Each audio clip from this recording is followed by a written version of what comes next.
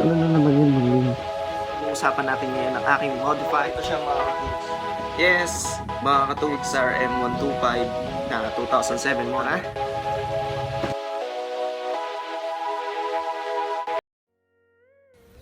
Kamusta mga katuds? Today sa ating vlog, pag-uusapan natin ngayon ang aking modified XRM 125. Pero bago muna yan, huwag kalimutan mag-subscribe sa aking YouTube channel. Ride safe. Yes, mga katuds, siya ay XRM 125 na 2007 model.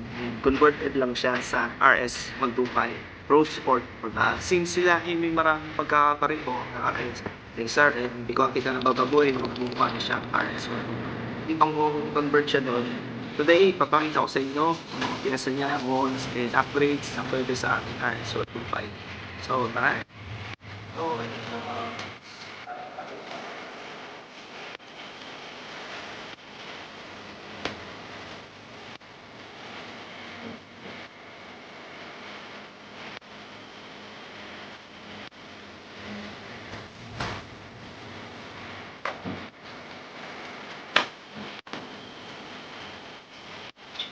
mga tools, ito na siya. Una, pinalitan ko ng headlight, leg shield, and nilagyan ko ng araro. Then, papakita ko sa inyo mga pwedeng pyesa sa kanya sa compatible sa ibang motor. So, simulan natin. Mga tools, halos fully modified na tong RS125 ko. Pero ang totoo ay 60-70% pa lang ito nakabuuan. Proud ako dahil naisasali ko na siya sa mga motor shows dito sa amin at humakot na rin ng maraming awards. Huwag na nating patagalin pa. Una, binago ko dito yung legals, then yung handlebars, side mirrors, handle grips. Naka-butterfly cover na din siya, hazard switch, naka-repainted panel board, dashboard, bagong ignition switch, voltmeter, naka-LED backlight na din siya sa kanyang dashboard. Meron na din siyang analog tachometer, colored handlebar switch, kill switch. Meron na din siyang Brembo brake master and colored brake hose. Naglagay na din ako ng lever guard. And of course, manual clutch na din siya para sa magandang takbuhan.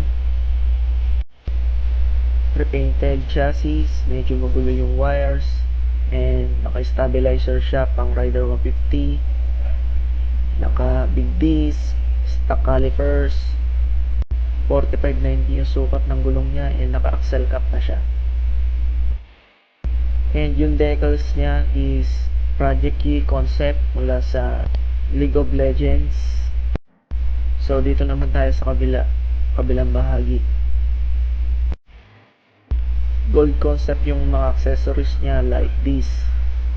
Naka gold velocity cap ng carb, 28 carb. Cable holder niya kulay golden. Yung front hub niya pang wave 125. Epoxy type rims, white spokes with gold telescopic forks.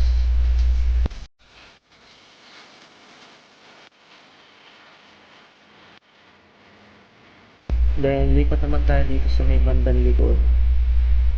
Yung taillight niya naka-tinted na. Tapos naka full set rear shifter banana type na pang Rider 150. Naka-kicker na din siya pang Rider 150. Converted na din siya ng manual clutch, crankcase, then nakayayamanin bolts, crankcase. Yan. And yung setup ng makina niya is 57 steel bore, stage 2 pumps, and naka-oil cooler na po siya. Then mga tappet covers, yayamanin bolts, and split fire ignition cup. And yung oil cooler niya, functional po yung oil cooler na yan. And papakita ko kung saan nakakunik yan. Yung intake po niya is doon sa crankcase kabit. And yung kasunod is doon naman sa tappet cover kung saan doon tayo nag-tune up. Naka Miyos 40 manifold and 28mm carbs. Yung ignition coil niya is PPGR. Then naka port and polish na. Makinis yung loob niyan. Intake and exhaust. Naka valve spring na din. Yan, naka big disc with bracket. Pang dyan talaga yan, plug and play. Pang XRM talaga. May naka visor siya, gold visor. And shout out sa Kamote Riders. Yan. Then Brembo carbon fiber seat. Tapos naka hydraulic lifter yung kanyang compartment. Then repainted yung gas tank niya. And shoutout nga pala kay Tolits MC Parts. Shoutout. Yan. Sonic, Honda Sonic 125. And itong undernet niya, pang XRM Trinity yan. And then tinabas ko lang siya para maging ganyan yung shape niya. Then two-tone rear shocks. And kalbo na yung gulong ko kasi pina-burn out ko nung bagong taon. Naka rear brake, disc brake, pang Raider. Yung setup niya, yung mula caliper, yung hub pang Raider, yung kanyang chain is pang RS. Plug and play naman siya. And lalagyan nyo lang konting spacers. Yan.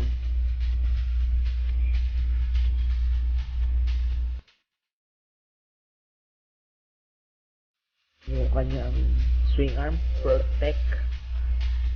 And especially yung kanyang Mutaru shifter. And may side stand.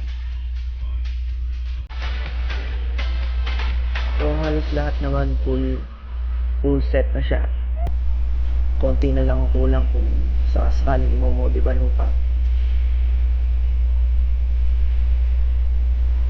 Yan, yung kanyang front fender is tabas na din.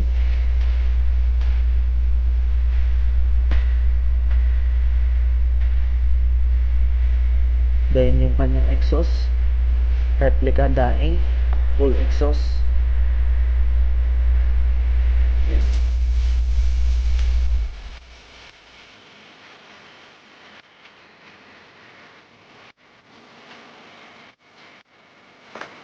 So ayun, subukan natin paanda rin. Hindi ko kasi masyadong nagagamit to kasi kaya nag-discard na yung battery. Ayan. Kickstart siya ngayon.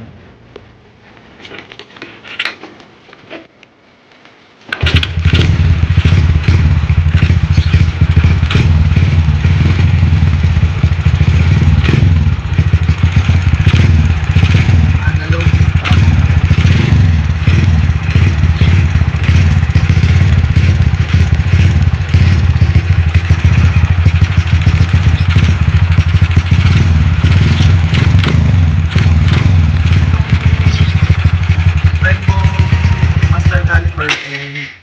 Clutch lever niya, kahit sa motor yan pwede.